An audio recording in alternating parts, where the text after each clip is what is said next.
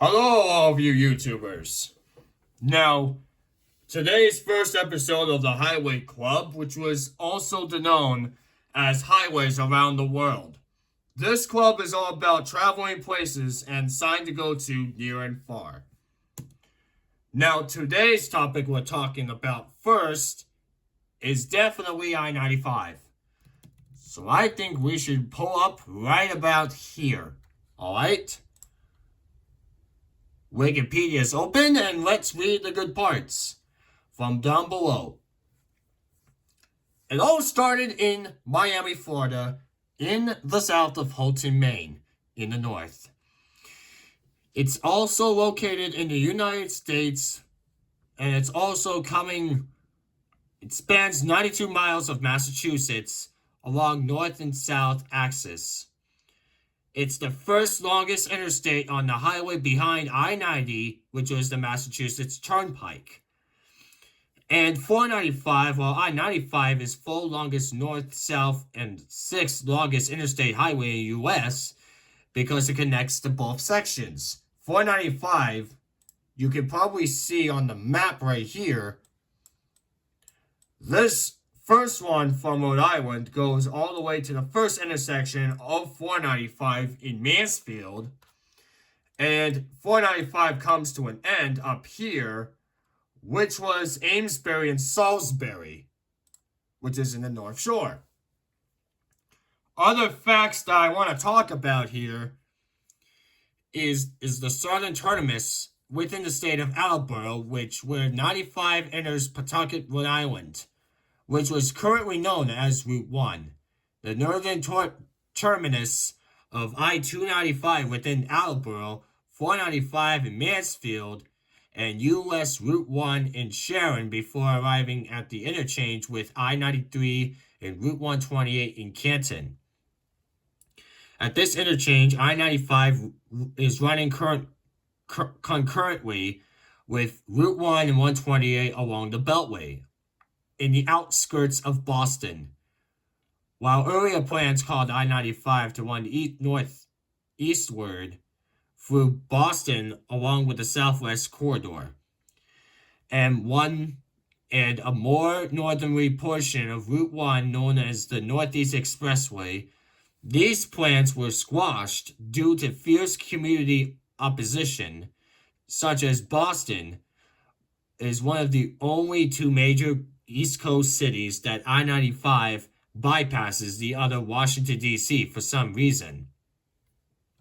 While its concurrency with Route 1 ends in Denham, its concurrency with Route 128 continues partisan meets and with expressways, including Massachusetts Turnpike in Weston, Route 20 in Waltham, Route 2 in Lexington, and Route 3 in Burlington, with which it runs concurrently within the town itself, and I-93 and Route 1 in Reading and Winfield, respectively. I-95 and 128 in Peabody, as Route 128 travels northeast, northern terminus in Gloucester.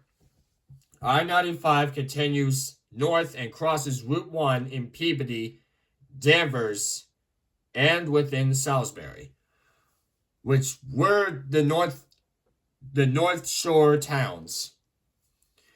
And it intersects the northern terminus of I-495 and arrives at its old northern terminus, where I-95 continues into Seabrook, New Hampshire as the Blue Star Turnpike. So, as the highway crosses through Rhode Island, 1A, nearby Route 1, near the border of an Exit 1, southbound, exit connecting to Route 1 in Rhode Island, exits 4 and 7, old exits 3, 5.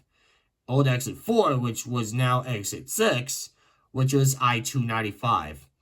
Exit 12A and B, former known as exits 6A and B, in Mansfield provide access for I-495, which was a beltway around Greater Boston. It provides northbound connections to Worcester, and the Massachusetts Turnpike, and the western part of the states, and southbound to Cape Cod, which Mansfield is home to the Xfinity Center, a Live Nation-owned amphitheater that hosts concert events, TPC Boston, PGA Tour Players Club that hosts Dell Technologies championships yearly, which was located near the I-95's interchange with Route 140. I-95 continues northward through Foxborough, home of Gillette Stadium, located on Route 1 from exit 19, old exit 9, and it continues through Sharon, enters Greater Boston and the towns of Walpole and Norwood before entering the Canton, where it meets I-93 in its southern terminus. I-93 continues exit 26 and exit 12, while I-95 with traffic has a single lane of sharp clockwise curve where it meets Route 1 in a long-way concurrency.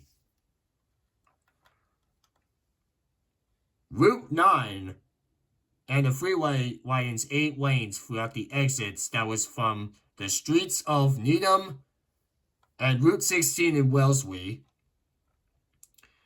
Route 128 splits off with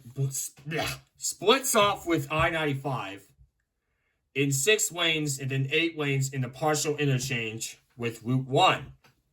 Exit 66, old exit 46, in 1 mile with north of Route 128, heads north through less populated northeastern portion of the state.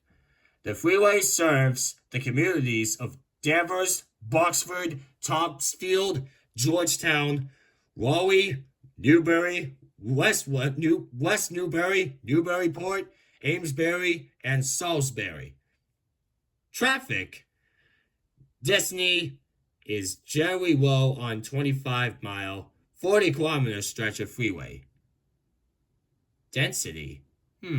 Never heard about that word before, but new words are tough. There are some... Before we end this video, let's talk about rest areas and service plazas. So, the northbound of the Mansfield rest area is in between exit 7 in North Attleboro and the 495 intersection between 12A and 12B has portable restrooms, phones, and the picnic area.